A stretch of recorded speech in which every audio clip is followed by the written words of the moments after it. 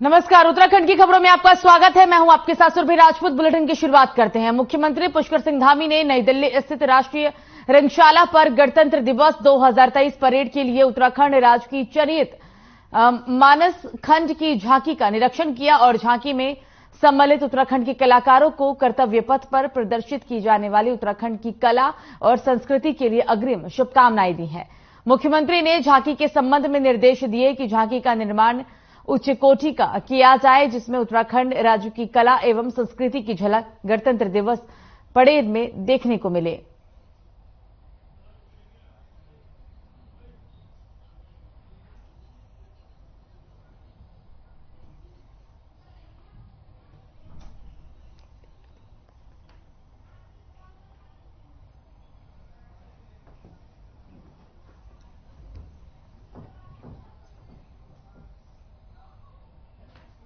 तो खबर उधम सिंह नगर से, जहां पर सैनिक कल्याण और उधम सिंह नगर जिले के प्रभारी मंत्री गणेश जोशी जसपुर पहुंचे। जसपुर बॉर्डर पर भाजपा कार्यकर्ताओं ने उनका ढोल नगाड़ों के साथ जोरदार स्वागत किया। आज से 2 दिवसीय उधम सिंह नगर के 2 दौरे पर है, जहां काशीपुर मंडी अतिथि गृह काशीपुर में आयोजित स्वागत समारोह कार्यक्रम में प्रतिभाग किया। देहरादून से काशीपुर जाते हुए जसपुर भाजपा कार्यकर्ताओं ने उत्तराखंड बॉर्डर पर उनका जोरदार स्वागत किया है।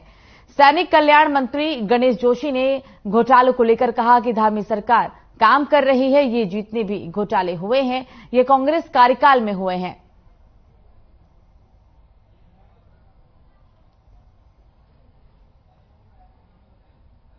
तो जसपुर से ये आपको अहम जानकारी बता दें, जहां पर मंत्री का 2 दिवसीय दौरा रहा और इस दौरान उन्होंने कांग्रेस पर भी निशाना साधा है। उन्होंने कहा कि जितने भी घोटाले हुए हैं वो कांग्रेस की सरकार में हुए हैं। यह हम आपको तस्वीरें दिखा रहे हैं जसपुर से, जब मंत्री दौरे पर पहुंचे थे। काफी संख्या में बीजेपी के कार्यकर्ता उनके स्वागत के लिए पहले से ही तैयार खड़े थे। ये स्वागत के दौरान की तस्वीरें, फूल माला पहनाकर मंत्री का जोरदार स्वागत किया है। और इस दौरान मंत्री ने बीजेपी के समर्थन में कहा कि जितने भी घोटाले हुए वो कांग्रेस के कार्यकाल में ही हुए हैं।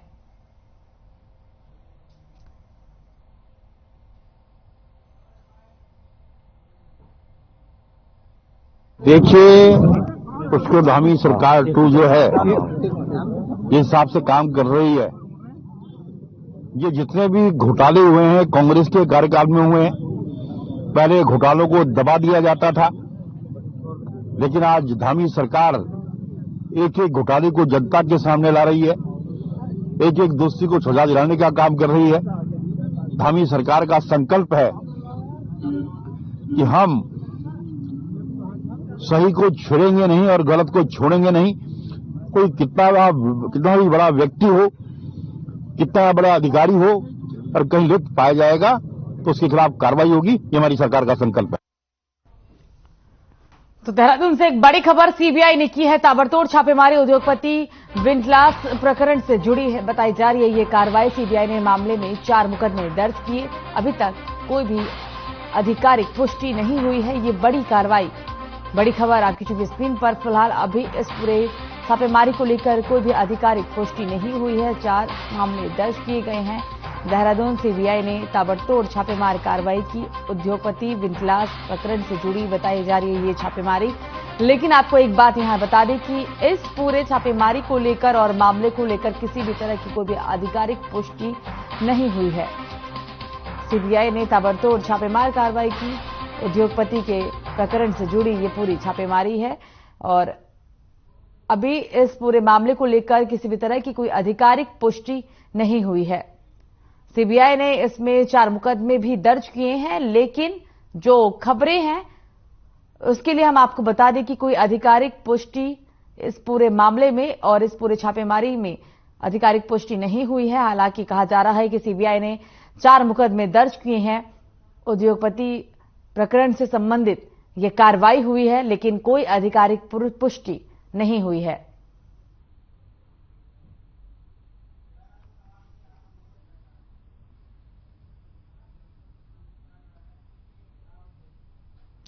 तो राहुल गांधी की भारत जोड़ो यात्रा के बाद कांग्रेस 26 जनवरी यानी कि गणतंत्र दिवस से हाथ जोड़ो यात्रा शुरू करने जा रही है। कांग्रेस इसको लेकर प्रदेश प्रभारी देवेंद्र यादव की अध्यक्षता में बैठक की गई। बैठक में हाथ से हाथ जोड़ो यात्रा को लेकर रणनीति तैयार भी की गई, जिसमें कांग्रेस इस यात्रा को गांव-गांव लेकर जाएगी। और प्रदेश अध्यक्ष करण माहरा ने बताया कि इस यात्रा के जरिए कांग्रेस राज्य के कई मुद्दों को लेकर प्रदेशवासियों को अवगत भी कराएगी। उन्होंने कहा कि अंकिता भंडारी हत्याकांड मामला, केदार भंडारी मिसिंग मामला, यूकेएसएसएससी पेपर लीक मामला, विधानसभा बैकडोर भर्ती प्रकरण सहित तमाम मुद्दों को इस यात्रा के जरिए उठाया जाएगा। वहीं नेता प्रतिपक्ष यशपाल आर्य ने कहा कि इस यात्रा के जरिए भारत जोड़ो की तर्ज पर हाथ जोड़ो यात्रा निकाली जा रही है, जिसमें राज्य के लोगों को कई मुद्दों से अवगत भी कराया जाएगा और सरकार की नाकामी को बताया जाएगा।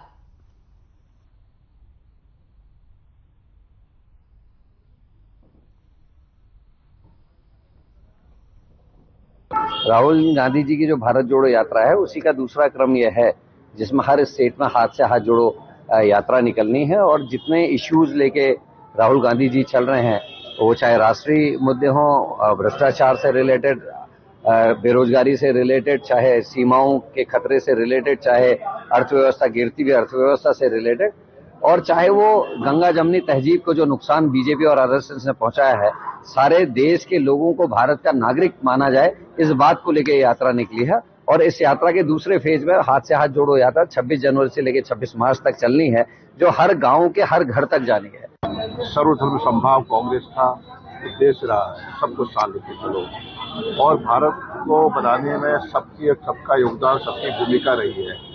आज जिस तरह से देश में नफरत, घृणा पैदा की जा रही है, देश को बांटने की कोशिश की जा रही है, देश को खंडित करने की कोशिश की जा रही है, हमारे कांग्रेस ने और आदरणीय राहुल गांधी जी ने जो पूरे देश की यात्रा की है, इसका श्रीनगर में 20 तारीख को समापन होना है।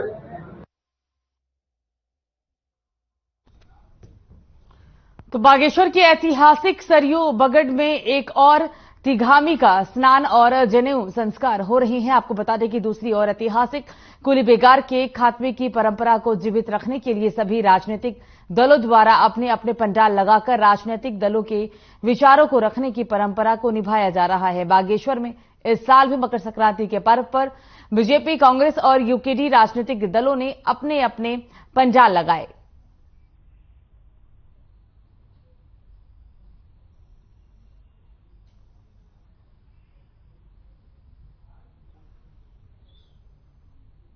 ये ऐतिहासिक पर्व पूरे देश भर के अंदर मनाया जाता है और विशेष रूप से हमारे उत्तराखंड राज्य के अंदर मनाया जाता है।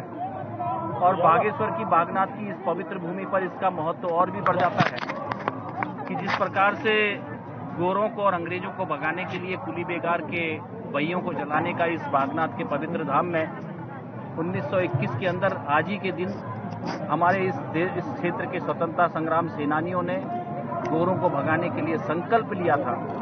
और उस संकल्प के साथ ही हमारे देश को आजादी की प्राप्ति हुई और आज निरंतर हम पूरे देश भर के अंदर बहुत ज्यादा विकास की ओर अग्रसरित हैं। है बाबा बागनाथ की धरती पे ये आज उत्तरायणी का हम लोग जो त्यौहार मनाते हैं, उसके अलावा ये आज के दिन यहाँ कुली बेगार जो शुरुआत की गई थी उसका भी यहीं से आगाज हुआ था, तो उस वजह से भी इसका अपना महत्व है। सांस्कृतिक महत्व इसका है, धार्मिक महत्व इसका है, ऐतिहासिक महत्व इस मेले का है और सनातन धर्म की बहुत बड़ी आस्था इस मेले पे और इस बागनाथ बाबा पे है। आज हजारों की संख्या में लोग आके यहाँ मुंडन करवाते हैं, जनेऊ कराते हैं, यहाँ बाबा दर्शन भी कराते हैं। हमारे उपाध्यक्ष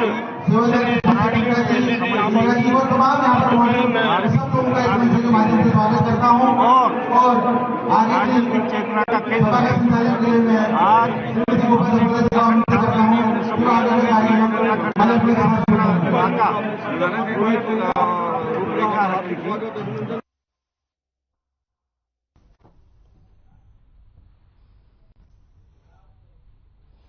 तो खबर देहरादून से, जहां सीबीआई ने दर्जनों जगह पर छापेमार कार्रवाई की है। सीबीआई की ओर से की गई इस बड़ी कार्रवाई को लेकर उद्योगपति विजिलांस के प्रकरण से जुड़ी बताई जा रही है। सूत्रों के मुताबिक सीबीआई ने इस मामले में 4 मुकदमे दर्ज किए हैं, लेकिन अभी तक कोई आधिकारिक पुष्टि नहीं हो पाई है।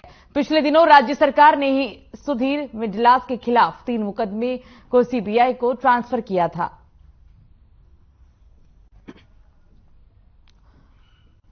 उद्योगपति विजिलांस पर 4 मुकदमा दर्ज किया गया। सीबीआई की तरफ से ये कार्रवाई की गई, लेकिन आपको यहां ये बता दें कि इस पूरे छापेमारी को लेकर आधिकारिक पुष्टि अभी तक नहीं हुई है। उद्योगपति विजिलांस के ठिकानों पर ताबड़तोड़ छापेमारी सीबीआई की तरफ से की जा रही है। सीबीआई ने 4 मुकदमा भी दर्ज कर लिया है, लेकिन कोई आधिकारिक पुष्टि नहीं हुई है फिलहाल। उद्योगपति विजिलांस के ठिकानों पर ताबड़तोड़ छापेमार कार्रवाई सीबीआई की तरफ से की जा रही है और इस पूरे मामले में 4 मुकदमे भी सीबीआई ने दर्ज कर लिए हैं। कई ठिकानों पर छापेमारी को लेकर खबरें सामने आ रही है। ताबड़तोड़ छापेमार कार्रवाई सीबीआई कर रही है, लेकिन किसी भी तरह की कोई आधिकारिक पुष्टि इस छापेमारी को लेकर नहीं है।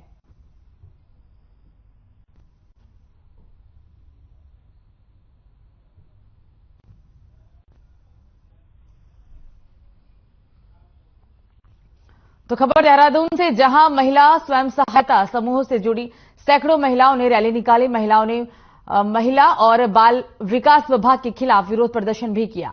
महिला और बाल विकास मंत्री रेखा आर्या पर उपेक्षा का आरोप लगाते हुए महिलाओं ने जमकर नारेबाजी की। महिलाओं का आरोप है कि टेक होम राशन योजना से पहले तो बिना भुगतान के उन्हें बाहर किया गया, अब उनकी सुनवाई भी नहीं हो पा रही है। साथ ही मंत्री बार बार बजट होने की बात भी कह रही हैं, लेकिन खाते में कुछ भी नहीं आ रहा है।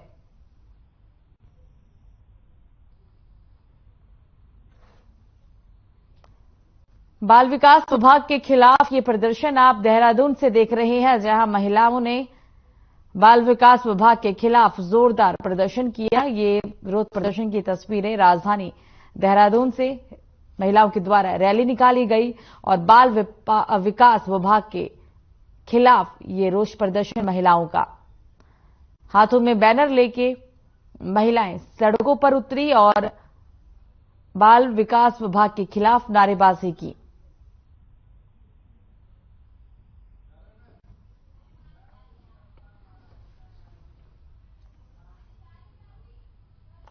तो उत्तराखंड में भी केंद्र की वाइब्रेंट विलेज योजना के तहत 4 सीमांत गांव का चयन किया गया है और इस योजना के तहत इन गांव से रिवर्स पलायन स्थानीय लोगों को रोजगार देने का काम किया जाएगा। साथ ही पर्यटन मंत्री सतपाल महाराज ने कहा कि केंद्र की इस वाइब्रेंट विलेज योजना के तहत गुंजी, नीति, माड़ा, मलारी गांव का चयन हुआ, जहां पर योजना के तहत काम किया जाएगा।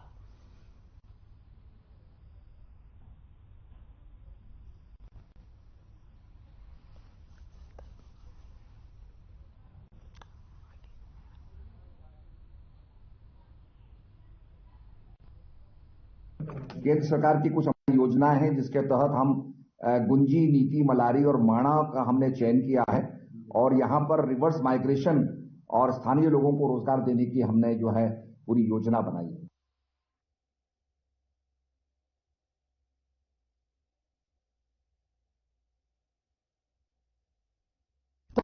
विश्व हिंदू परिषद के कार्यकर्ताओं ने असम और जम्मू में हुई हिंदुओं की निर्मम हत्या के विरोध में राष्ट्रपति को संबोधित एसडीएम को ज्ञापन सौंपा है। इस दौरान विश्व हिंदू परिषद के कार्यकर्ताओं ने राष्ट्रपति से आरोपियों पर सख्त कार्रवाई करने की मांग की। बता दें कि विश्व हिंदू परिषद के कार्यकर्ता जिला मंत्री यशपाल राजहंस के नेतृत्व में एसडीएम कार्यालय में इकट्ठे हुए, जहां विश्व हिंदू परिषद के कार्यकर्ताओं ने असम और जम्मू में बजरंग दल के कार्यकर्ताओं की हमलावरों द्वारा की गई हत्या पर आक्रोश व्यक्त किया। विश्व हिंदू परिषद के जिला मंत्री यशपाल राजहंस ने कहा कि ज्ञापन के माध्यम से कार्रवाई की मांग की गई है और आरोपियों पर सख्त कार्रवाई नहीं की गई तो विश्व हिंदू परिषद के कार्यकर्ता ईंट का जवाब पत्थर से देने के लिए तैयार रहेंगे।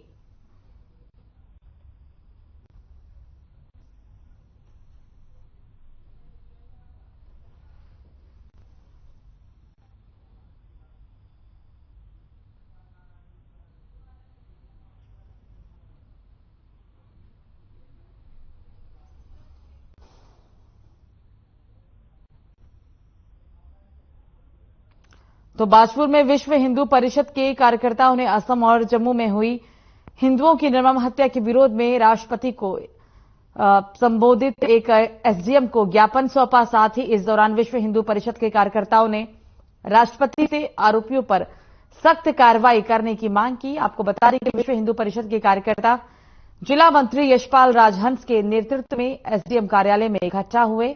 विश्व हिंदू परिषद के कार्यकर्ताओं ने असम और जम्मू में बजरंग दल के कार्यकर्ताओं की हमलावरों द्वारा की गई निर्मम हत्या पर आक्रोश भी व्यक्त किया।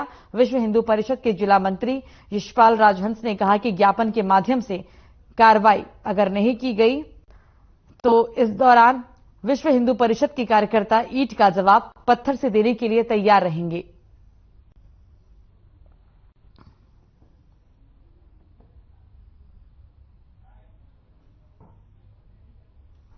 संपूर्ण भारतवर्ष में बजरंग दल के आह्वान पर कार्यकर्ता निकले हैं और महामहिम राष्ट्रपति के नाम पर जिलाधिकारी महोदय और जिलाधिकारी के माध्यम से ज्ञापन भेजा है और ज्ञापन कम चेतावनी ज्यादा है। ऐसी मांग की गई है कि लगभग 2 वर्ष के भीतर 100 से भी अधिक हिंदूवादी नेताओं की निर्मम हत्याएं कर दी गई हैं और ये षड्यंत्र निरंतर चल रहा है। जम्मू के राजौरी में प्रिंस और दीपक नाम के बजरंग दल के कार्यकर्ता की हत्या की गई, उसके साथियों की भी हत्या की गई। असम में भी हमारे शंभू नाम के कार्यकर्ता की हत्या की गई। उनका दोष बस इतना है कि इस देश की मर्यादा, संस्कृति और धार्मिक मानदंडों के लिए वो संघर्ष करते हैं और जो इस देश की संस्कृति को मिटाना चाहते हैं ऐसे लोगों को वो चुभते हैं।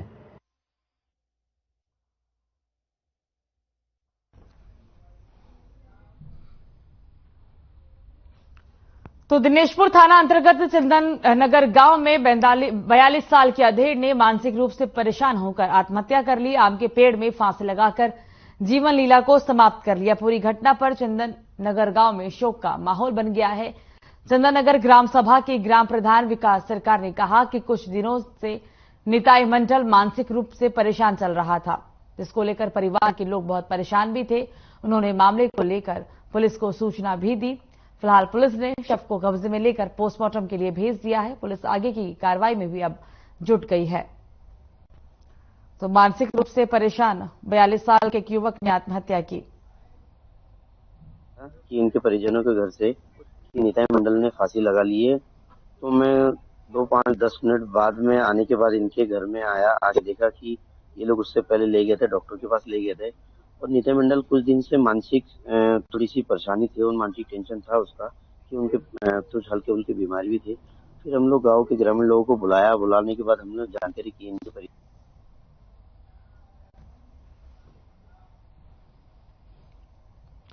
तो जोशीमठ नगर क्षेत्र में भूधसाव को लेकर जिला आपदा प्रबंधन प्राधिकरण चमोली द्वारा जारी दैनिक रिपोर्ट के अनुसार जोशीमठ नगर क्षेत्र के 9 वार्ड में 849 भवन प्रभावित हुए हैं, जिनमें दरारें मिली हैं और इनमें से 165 भवन ऐसे हैं जिनको असुरक्षित जोन के अंतर्गत रखा गया है। सुरक्षा को लेकर जिला प्रशासन द्वारा अब तक 237 परिवारों के 800 व्यक्तियों को विभिन्न सुरक्षित स्थानों पर अस्थायी रूप से विस्थापित किया गया है।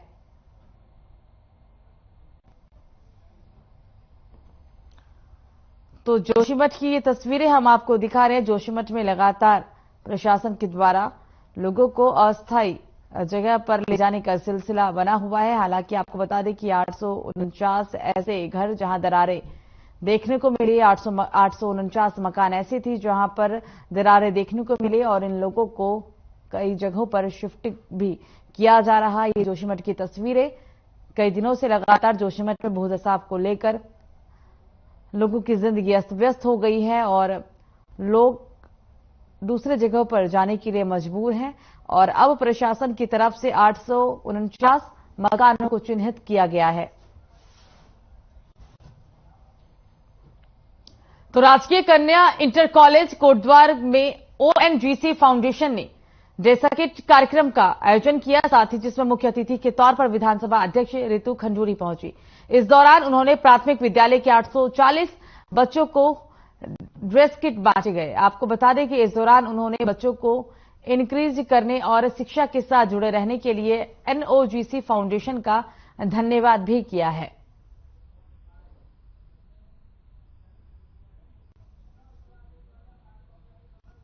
आज कोटद्वार में एक बैग का सेट बच्चों को, जो प्राइमरी स्कूल के बच्चे हैं, उनको सबको बांटे गए हैं। उसमें एक बैग, बॉटल और एक छोटा सा टेबल है। तो मुझे बहुत खुशी है और मैं धन्यवाद भी करना चाहूंगी ओएनजीसी फाउंडेशन का और खास करके उनके सीईओ आदरणीय डीएम किरण जी का, नारायण जी का, द्विवेदी जी का और चौहान जी का, जिन्होंने ये एक बहुत ही सुंदर कार्य किया है, जहां हम बच्चों को इनकरेज करने के लिए उन्हें हमें एक बैग और एक बॉटल दी है। शिक्षा के साथ ओएनजीसी फाउंडेशन जुड़ा है। मैं उनका आभार व्यक्त करती हूँ और बहुत बहुत धन्यवाद करती हूँ कि कोटद्वार में उन्होंने ये कार्यक्रम यहाँ पर किया।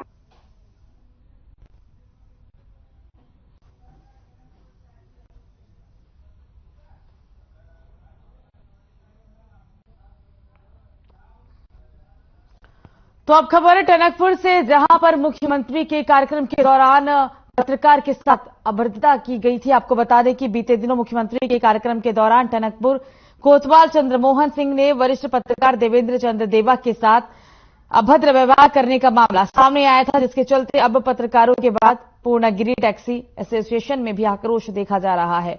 इसी क्रम में पूर्णागिरी एसोसिएशन ने पत्रकारों का समर्थन करते हुए इस अमानवीय घटना की घोर निंदा की। खुलासे करते हुए यूनियन महासचिव नारायण सिंह गेंदा ने बताया कि टनकपुर कोतवाल द्वारा पूर्व में उनके साथ भी अक्कड़ व्यवहार और बदसलूकी की जा चुकी है। एक तरफ उत्तराखंड पुलिस मित्रता का संदेश दे रही है, तो वहीं दूसरी तरफ ऐसे पुलिसकर्मी अपने अभद्र व्यवहार का परिचय भी दे रहे हैं।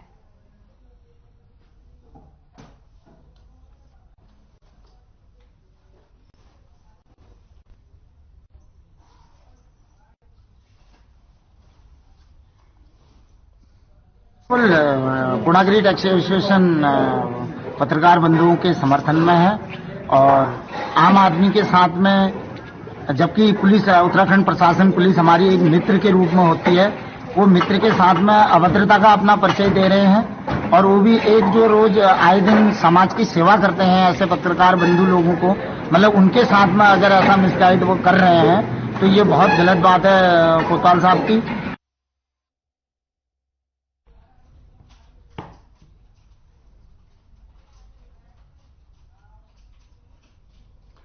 तो 2024 तक जेपी नड्डा बीजेपी के अध्यक्ष बने रहेंगी, जिसको लेकर सीएम धामी ने जेपी नड्डा को बधाई दी है। उन्होंने कहा कि विश्व के सबसे बड़े राजनीतिक दल भारतीय जनता पार्टी के राष्ट्रीय अध्यक्ष के तौर पर माननीय जेपी नड्डा जी के कार्यकाल को जून 2024 तक बढ़ाए जाने पर हार्दिक बधाई और शुभकामनाएं देता हूं।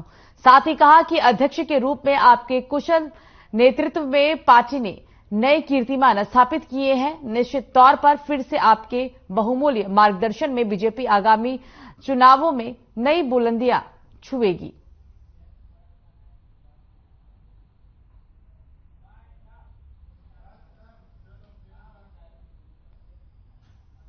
तो फिलहाल खबरों में मुझे दीजिए इजाजत। नमस्कार।